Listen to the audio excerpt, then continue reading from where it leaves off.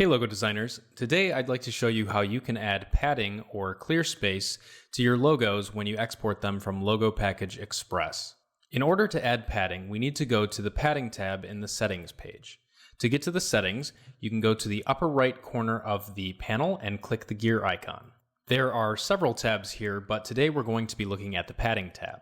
In order to add padding, all you need to do is come down to the fields and enter the amount of padding that you would like to include. I'm going to do 20 pixels.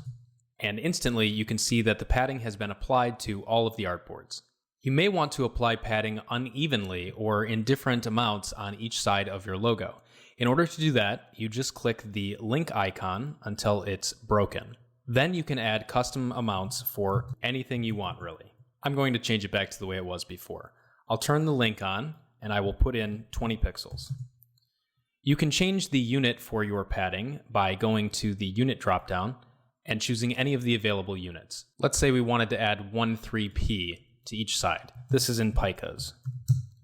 I've entered it and it's automatically updated on the artboards. One really common way for determining clear space is to use an element of the logo itself to figure out how much space should be allowed around the logo. In this example, I've used the L from the leaf logo type. To make sure my padding is correct, all I need to do is select this element and copy its height.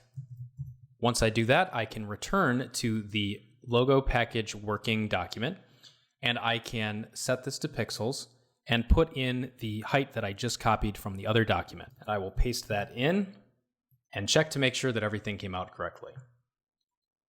So it's great on top. If I rotate, it's good on the sides.